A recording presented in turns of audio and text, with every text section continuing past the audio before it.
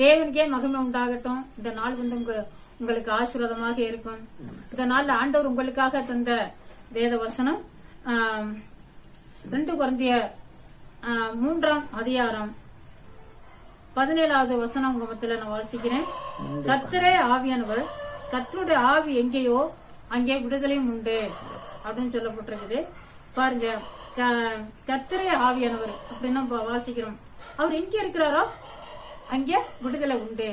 இப்ப ஆண்டவர் வந்து 3 தன்மை உடையவராக இருக்கிறார்.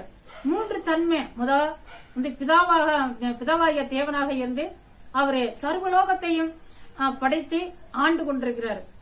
அடுத்து அவரே வந்து குமாரனாக வெளிப்பட்டார் இந்த உலகத்துக்கு வந்தார். அடுத்து பார்த்தாக்க அந்த குமாரன் இந்த உலகத்துக்கு வந்து நமக்காக பாடுபட்டு சிலுவையில அடிபட்டு மரித்து 3ஆம் நாள் உயிரோட எழும்பி அவர் வந்து பரலோகத்துக்கு போனாரு. அவரு விட்டு சென்ற ஆவியானவர் தான் இந்த பூமியில நம்மளோட இருக்கிறாரு. இந்த ஆவியானவர் வந்து எங்கெல்லாம் விழாவுறாரோ, யார் உள்ளத்துல எல்லாம் இருக்கிறாரோ, எந்த சபையில எல்லாம் ஆவியானவர் இருக்கிறாரோ அங்கெல்லாம் என்ன செய்யுது? விடுதலை உண்டு.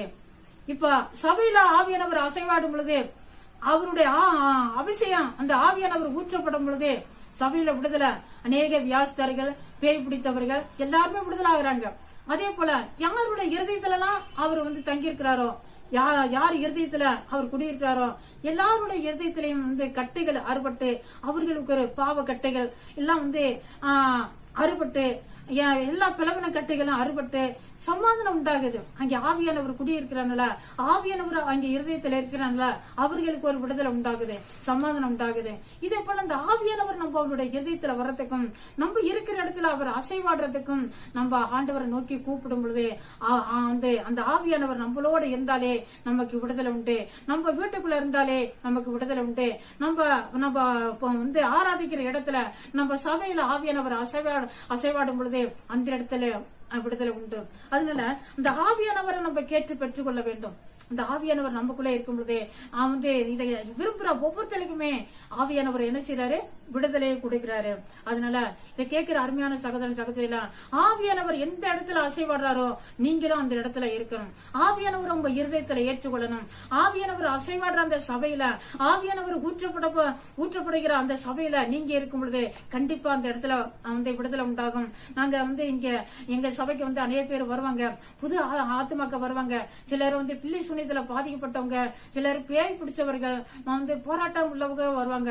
அவங்க வந்து சில வேலை என்ன செய்வாங்க, வந்து ஆராதனை எல்லாம் முடிஞ்சு, பாட்டு பக்கத்தெல்லாம் முடிஞ்சு, சேதி தொடங்குற போற நேரத்துல வருவாங்க. நாங்க என்ன சொல்லுவோம்? பாட்டு நேரத்திலே வந்துருங்க, ஆராதிக்கும் பொழுதே வந்துருங்க. அந்த நேரத்துல அபிஷேகம் ஊற்றப்படும் பொழுது அந்த பேய் பிடிச்சவங்க, அந்த பிள்ளை சூனிய பாதிக்கப்பட்டவங்கனால அங்க இருக்க முடியாது. அந்த ஆவியல் பறந்து ஓடிடும், விடுதலை உண்டாகும். அதனால நீங்க தயவு செய்து எப்படியாவது ஆராதனை முன்பா அந்த பாட்டுக்கு முன்னாலே வந்துருங்கன்னு நாங்க சொல்லிக் கொடுப்போம். இப்படி வருவர்களுக்கு நம்ம பாட்டுக்கு பாடி ஆராதிச்சுட்டு இருக்கும் பொழுதே பேய் பிசாசு எல்லாம் ஆடி அதே விழுந்து எழுப்பி போயிடும். இவங்க எழுப்பி உட்கார்ந்து இருப்பாங்க. இப்படி எத்தனை நாட்களை பார்த்திருக்காங்க. அப்ப என்ன, ஆவியானவர் அங்கே அசைவாடுறதுனால விடுதலை உண்டாகுது. அதனால இதை கேட்கிற அருமையான சகோதரியில, எனக்கு அருமையான இந்த பிரியமான தேவனுடைய பிள்ளைகளை யாரா இருந்தாலும் சரி, நீங்க இதுவரையும் ஆவியானவரை நீங்க பெற்றுக்கொள்ளாம இருந்தீங்கன்னா, ஆவியானவரை பற்றி தெரியாம இருப்பீங்கன்னு சொன்னாக்க இன்றைக்கு நீங்க கேட்டு பெற்றுக்கொள்ளுங்க. அவர் அசைவாடுற இடத்துல இருக்க நீங்க விரும்புங்க, அவர் ஏற்றுக்கொள்ள நீங்க விரும்புங்க. ஏசாப்பா உங்களை அதிகமாக ஆசீர்வதிப்பாரு. இந்த நாள் உங்களுக்கு ஆசீர்வாதமா இருக்க நான் ஜெபிக்கிறேன். பரிசுத்தம் நல்ல பிதாவே, ஸ்தோத்திரம் நன்றி ஏசப்பா. ஆண்டவரே, இந்த வார்த்தையை கேட்ட ஒவ்வொருத்தரையும் என் தேவாதி தேவன் நீங்க ஆசீர்வதிக்கு தகப்பனே ஸ்தோத்திரம் ஏசப்பா. ஆண்டவரே ஸ்தோத்திரப்பா. ஏசாப்பா ஸ்தோத்திரம். இன்றைக்கு ஏதோ ஒரு புதுமையான வார்த்தையை கேட்டிருக்கிறார்களப்பா ஏசாப்பா. ஆண்டவரே, ஆவியானவரை பெற்றுக்கொள்ள, ஆவியானவரை நேசிக்க, ஆவியானவர் இருக்கிற இடத்துல அவர்களே இருக்க ஆண்டவரே நீர் உதவி செய்ய தகப்பனே ஸ்தோத்திரம் நன்றி ஏசாப்பா. ஆண்டவரை விரும்புற ஒவ்வொருத்தருக்கு நீங்க விடுதலை கொடுங்க ஆண்டவரே ஸ்தோத்திரம் நன்றி ஏசாப்பா. அப்பா, அந்த நாளை பிறந்த நாளை சந்திக்கிற ஆண்டவரை பிள்ளைகளை பெரியவர்கள் எல்லாரையும் ஆசீர்வதிங்க. திருமண நாளை சந்திக்கிற குடும்பத்தினர்களை தேவன் ஆசீர்வதிங்க ஏசாப்பா. தோத்திரையா அந்த நாள் ஆண்டவரை கடை வியாபாரிகளுக்காக செபிக்கிறப்பா. ஆண்டவரை விவசாயிகளுக்காக குடும்பத்தினர்களுக்காக செபிக்கிறப்பா. மீனவர்களுக்காக குடும்பத்தினர்களுக்காக செபிக்கிறப்பா. தெய்வமே, எல்லாருக்கும் சமாதான சந்தோஷம் ஆண்டவரே செழிப்பு உண்டாகட்டும், ஆசீர்வாதங்கள் உண்டாகட்டும், விடுதலை உண்டாகட்டும். தெய்வமே தோத்திரம் நன்றி ஏசாப்பா.